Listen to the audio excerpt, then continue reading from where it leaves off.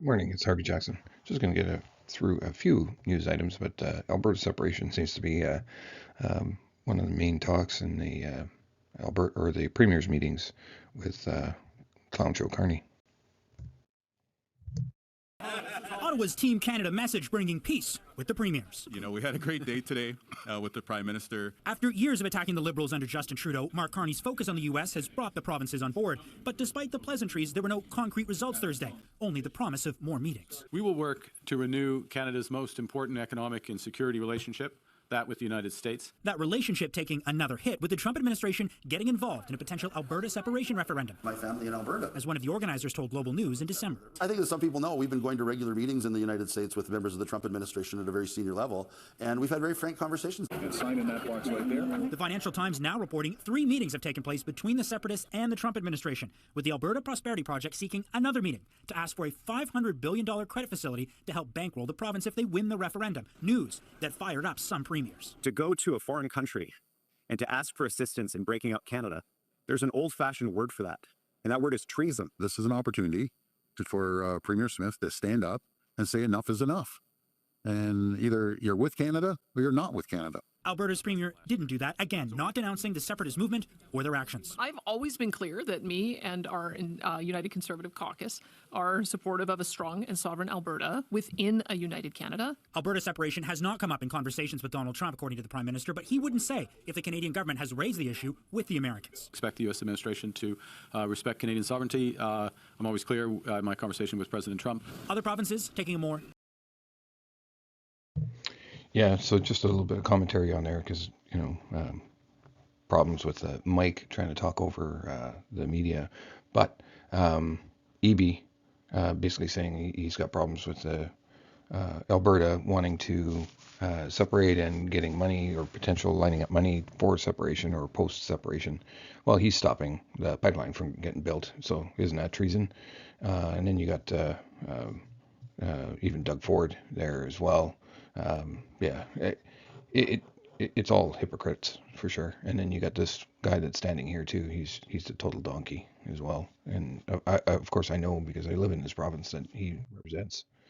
So Australia canola down, but not out. So the highlighted area that I'm talking about here is the rival exporter has been positioning itself to capture a share of the Chinese market, having sold around 500 or 500,000 metric tons to Chinese buyers, but they've only so far have only taken like 60,000 tons. So the first vessel has finally got unloaded, but purchases have happened. It's just like the canola in Canada too. They're saying up to 650. Other reports are closer to 500, of course, but they're saying up to as if they bought 10. Reports earlier were that it was just 6 cargoes as well. Canadian canola seed is being offered in China. So this is the interesting part that I found as well, that Chinese canola Canadian canola is $5.51 a ton for March shipment, including cost of freight, compared to $5.50 a ton for Australian canola. Two sources said, and they're within $5 to $10 of each other. Sorry, I misquoted. It was 2 cargoes at 60,000 tons now been unloaded. Visit by Britain's Starmer shows drawbacks of the China pivot in countering Trump. He follows the Canadian counterpart, Carney, who struck a deal on a similar visit weeks ago before heading to Davos to herald a new trade order. Yeah, he's going to stand out for that one for a while, I think. Carney, as U.S. President Donald Trump disrupts long-standing ties with allies. From the perspective of London, Ottawa, and other Western capitals, the visits demonstrate to Trump the alternative exists if it keeps up pressure on issues from Greenland to renegotiation USMCA trade deal among the United States, Canada, Mexico agreement. These visits highlight a severe limits on any pivot to China. One of the analysts that got quoted here, they expose middle powers' vulnerability chasing scraps, while China's export flood overwhelms their industries, and they benefit Beijing by supporting the narrative of a broad pivot to China as the world's reliable partner, in contrast with Trump's chaotic trade policies and his growing list of threats and demands towards partners and rivals alike. President Trump's efforts to decouple the United States from China has also decoupled the United States from the world. This is Argentina, and so if we're looking at just this graphic, the crop condition decreased again by 5 percentage points. So this is last week, and this is this week, and the water condition, so water excess, it was at 67% last week, and this week it's at 64%. So it is going down, and you can see where the soybeans are grown, and just keep that in mind. That's right there, and it's going to cause some issues potentially. But when we look at who's growing the bulk of it, it's definitely up there, and it doesn't look like there's any soil moisture issues. The other topic that was been talked about this week is just so this is snow cover, so going a week out, and this is the temperatures going a week out, and you can see that there's some cold temperatures, but they got snow, so I don't think it's going to be an issue at all for wheat.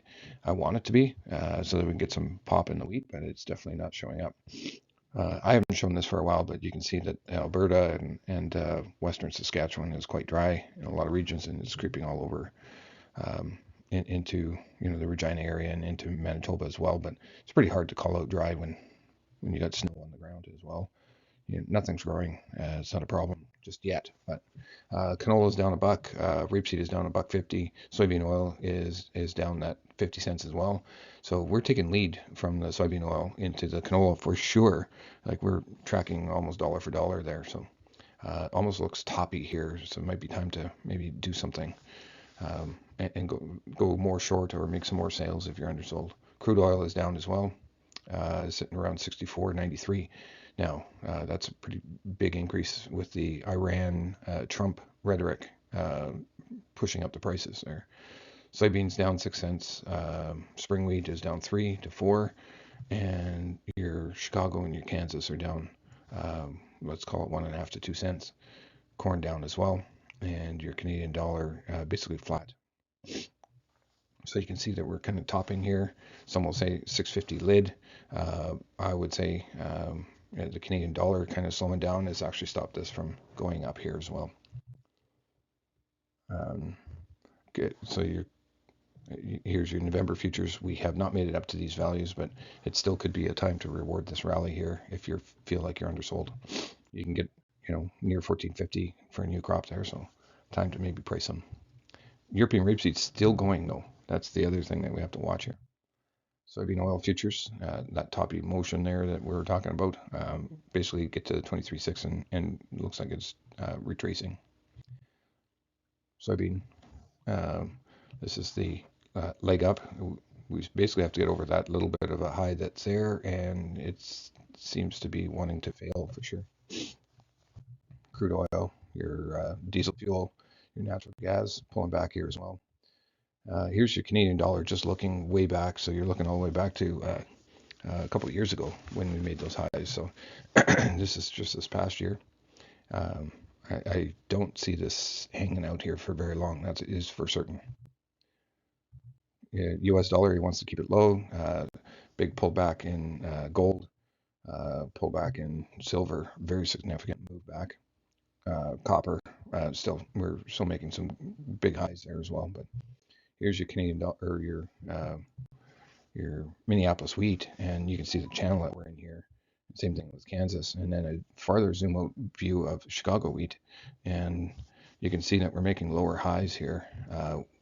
If we can break out, we still have to make it over these other ones to say that you're actually changing trend. You probably have to get through this line, get above there, and probably even above there. And it's not that much farther for height either, but here's your French wheat and your corn futures zoomed out. And then when you zoom back in, we do have a little bit of a leg going up here.